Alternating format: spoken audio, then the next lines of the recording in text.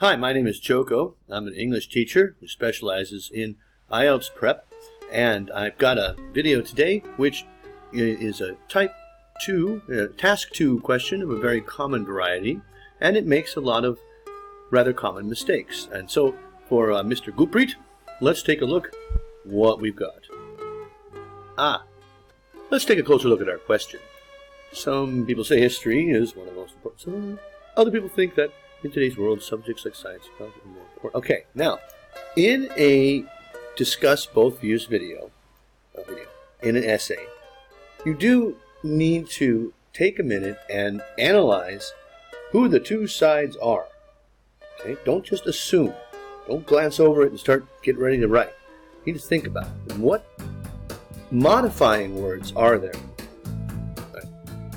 History is one of the, note here, one of the most important school subject. Other people think that in today's world. Now it gives us the reason why the other people think that. Here we don't know.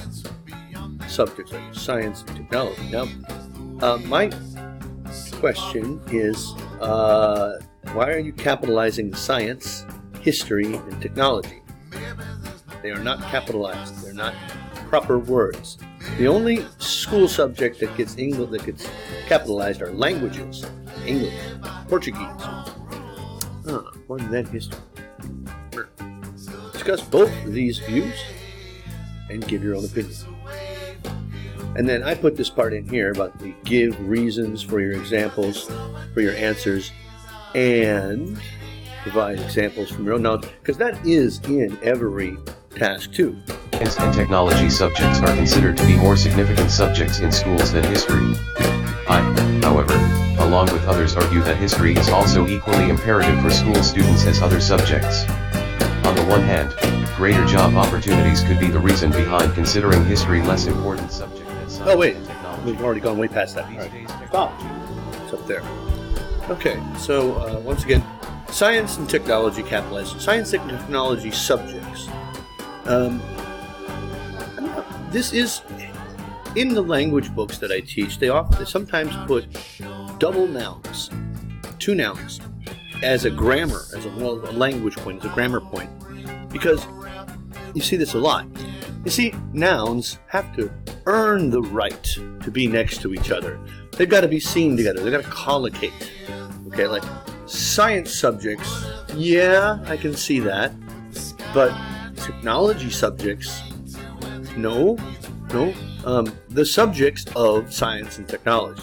That would be the, if those nouns don't normally go together, then that's the way you'd say it.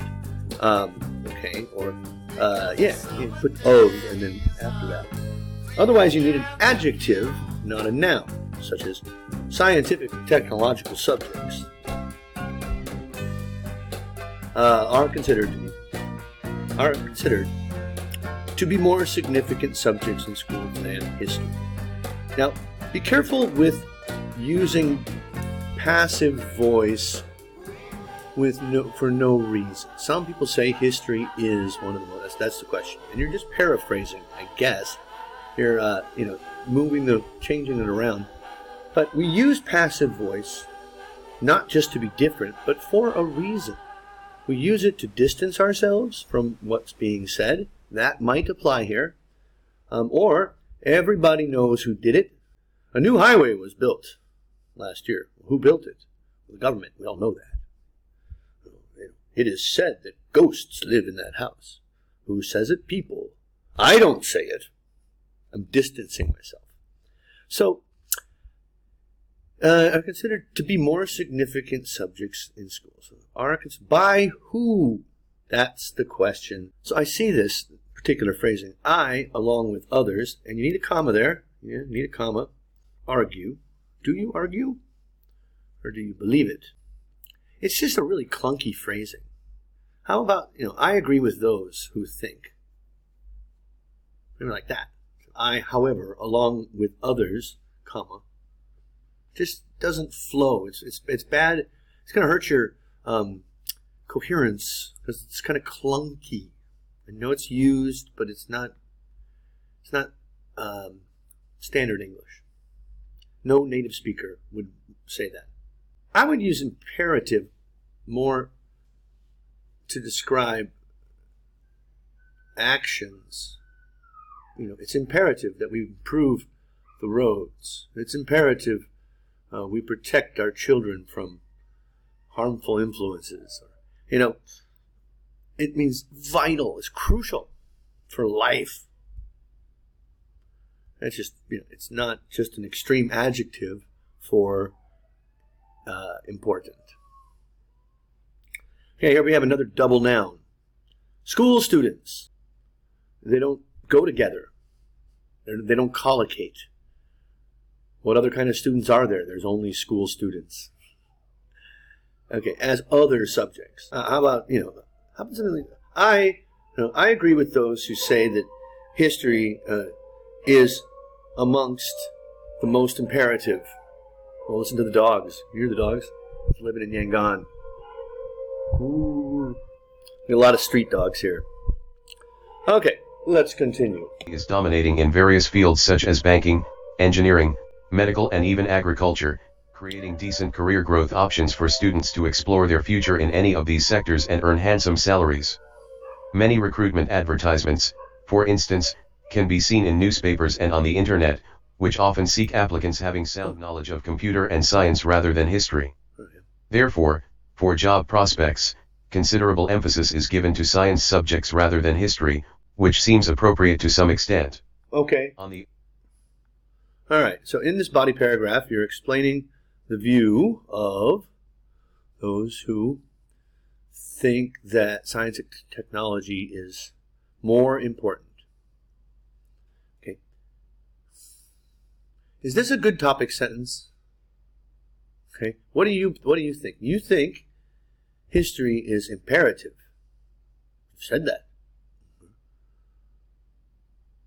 All right. So why are you going to talk about how science and technology gives you better job opportunities in such glowing terms, in such praise? I want to see a topic sentence like this. It should say something like, or in my opinion, you would benefit from a presentation of the other side's main arguments from a skeptical, from a disbelieving point of view. That's how you maintain a consistent position throughout the essay. And that's in the band descriptors of something you have to do. So something like, on the one hand, no, we use on the one hand when we're describing two equal arguments that we don't know which side we agree with. Well, it's like advantages and disadvantages. Yeah, sure. But here you're giving an opinion already. You know that history is very important. So I would begin it with, those who think that history does not belong amongst I said amongst again, but does not deserve a position of high regard as compared to science and technology, do so for several flawed reasons. One of these could be or is. One of these is greater job opportunities. Okay, science, technology. These days, comma, after a time phrase, you should always use a comma if the time phrase begins the sentence.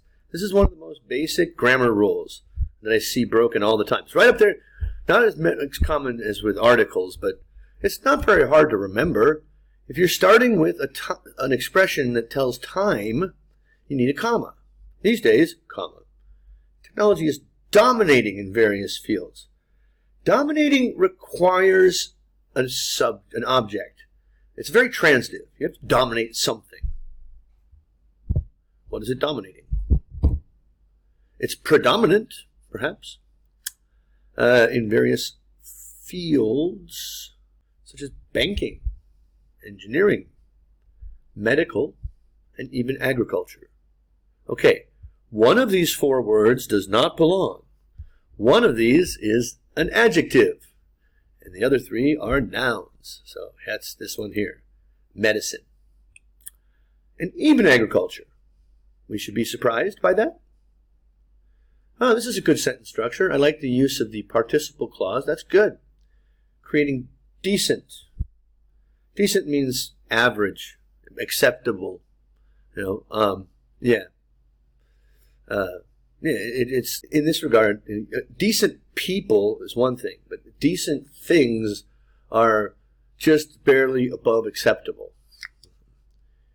Once again, we have a career growth options. Multiple nouns that don't belong together. Career and options, yes. Growth and options, no. So career, how about creating career options for growth? Greater career options for students to explore their future. No, explore. Explore, no. What are they exploring? They're exploring their future. No. Exploit? In any of these sectors and earn handsome salaries. Yay. Many recruitment advertisements, for instance. Oh, good use of the for instance in the middle. Can be seen, passive for no reason, I guess, can be seen in newspapers and on the internet, comma, which often seek applicants. Now, why is that comma not needed? This is what's called a defining relative clause. Okay? Many recruitment advertisements can be seen in newspapers and on the internet. That sentence by itself doesn't mean really anything. At least doesn't mean what you're saying. The type of advertisements we're seeing is defined by this clause. And so therefore, it does not take a comma. Having sound knowledge. Okay, I think they want more than sound of computers, and science, rather than history. Do they say that on the advertisements? No history majors allowed. Or do they just want the former? Therefore, for Java, considerable emphasis is given. By who? Who is giving? To science subjects rather than history. Which seems appropriate to some extent. This is not a to what extent do you agree or disagree essay. Repeat. Don't mix up your styles. Okay? You need to use different sentences, different types of language, different structures in your paragraphs for different kinds of essays. This is opinion. Even though it says discuss both sides, it's your opinion. Okay. On the other hand, from my point of view, in my point of view, no, from, has an, we need a comma or an article in there, in a student's life, or in students' lives, but they got to match, as science and technology subjects. Find a different way to say that, use that same phrasing as the sciences, or, technological, or hard science. Okay, is that a topic sentence? Okay, your first sentence should, at this level, be an explanation of what they're about to read in the paragraph. And you're just stating your opinion again, which we've already read. So it's not a good topic sentence. Topic sentence should spell out the reason for your belief in the on one of the two views, and tell us briefly, why they're in the first subject, in the first topic sentence. So, on the other hand, I wouldn't say that, by contrast, from my point of view, there are patriotic reasons why, there are national reasons why history should be considered as important as science and technology. Because you're national, patriotic, it's basically what the paragraph's about. Okay, and it may depict how bravely they fought against evils In your country, well, I guess when I was a kid they do too, but nowadays, at least in my country, it's like, here is the shame of our past.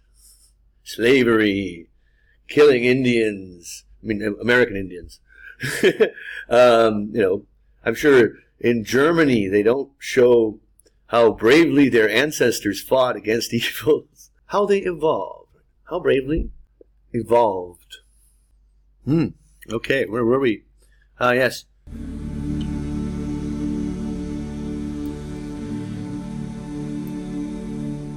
Is it really this slow?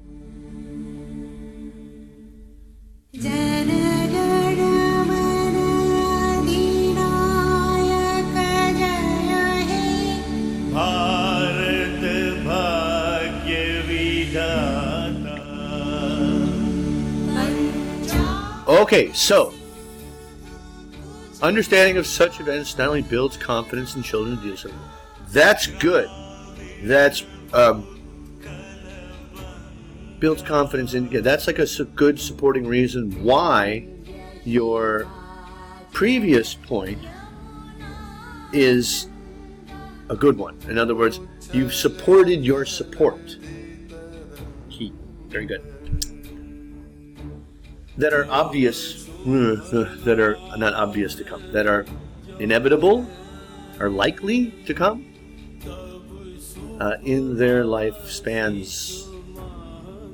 So not only builds confidence, but also encourages them to stand by their country in difficult situations, such as, in a comma, such as in natural disasters or war.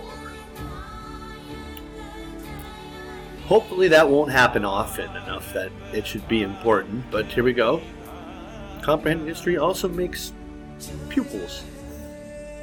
Why the two? No, make someone do. Make someone, no two with your learn. And I wouldn't use pupils when talking about students in general, okay? You can talk about one's individual pupils. That happened in the past, yes. For example, you need a article, The Dreadful Losses Faced by Both India and Pakistan During Partition. Now, partition is a historical event. You might even want to say, like, during the partition with a capital P. But that's your history, not mine, so you would know better. Can teach students to value humanity and to avoid such incidents in the future. Okay, sure. How? It might just as well teach them to hate those people on the other side of the border for what they did to my people. I don't know. These learnings are only possible if history is given equal weightage in schools. Okay. In conclusion, although learning the computer or computers, and science subjects, again, and learning is a singular thing, so it should be opens doors to technical jobs for students. History makes children brave. Learning history makes children brave and decent citizens of a country. Now there we go, decent. We're talking about people. It's different. A decent person is good. A decent job is just a little bit more than acceptable. Therefore, other important subjects. Not bad. It's better than an average essay that I've read. I said the common mistakes that we often see in this instance, history was never, or the view that history is one of many important subjects was not really addressed while you discussed that point of view. You never really say that being able to stand by your country during a natural disaster or war, why is that equally important as having a good job? I want that comparison made. Or maybe say they're not the same. Maybe say that, whereas a good job will provide you with a sound foundation for your future. When tragedy does strike, it's those who have learned history who are best able to manage it. History is one of those subjects that you wish you'll never have to use. Okay, couple other last little points here. I thought I brought up, where'd it go? I always do a little bit of research on the people I'm looking at, and so, oh my goodness, we have the same job title. I am also an academic coordinator. Wow, okay. Hello, academic coordinator team. Are you a member of an academic coordinator team? I am. Okay, so this site here is very useful. I've presented it before. Mr. Pell over at IELTS Advantage is a big fan of it, and you can see I've already put you in here. Okay, so this site will show you useful things like your word count and your keyword density. You use the word history 10 times in that essay. Subjects 7 times. 7, science, 6, technology. Also gives you some interesting things like, it's not a default. You have to change, you have to go into more here. And I think that is useful. And that is useful. So now we can average sentence, words, longest sentence. Find out if you've got any tendencies towards run-on sentences. Okay, you have a sentence in there that is 42 words long. I don't have to say anything more than that. Average sentence, 24 words, is a bit on the high side. Like for an IELTS essay, you want to, I don't know, the best ones I've seen are about 20. Good writing is a mix of long and short sentences. Okay, so here we are at the task 2 band descriptors. And I generally am not too keen on giving scores, but we can certainly see what's in here and how it fits with your writing. Okay.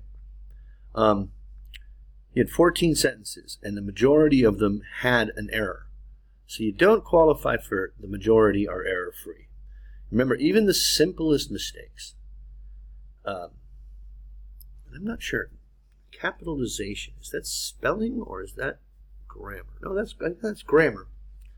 But little tiny mistakes still are considered errors, and even small. And you don't have any big ones, so you're not going to qualify for that. But you have a variety of complex sentences, yes.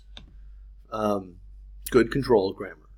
Don't rise to this in terms of I can't say that you skillfully use them. There's no point where I went, wow, that's just the perfect word for that thought.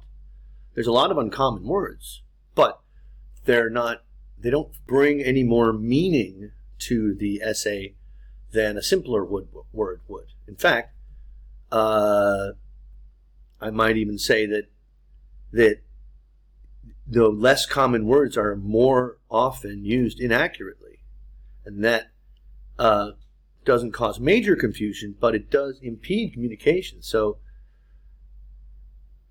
somewhere is 6.5, somewhere in there. Okay, clear central topic sentences, where you used some cohesive devices, like on one hand, inappropriately, and there was a lot of points where the essay stalled because you were trying to use some type of device, like a passive construction or something like that, that slowed everything down. The reader had to go, what is she saying? I'm not sure. So, more like in here. There were some instances of referencing not being clear. Okay. Presents a clear position throughout the response. No. Sorry. That second paragraph, there's none of your opinion in it. It's so, and in an opinion essay, that's the point. Your opinion needs to be in every part of it.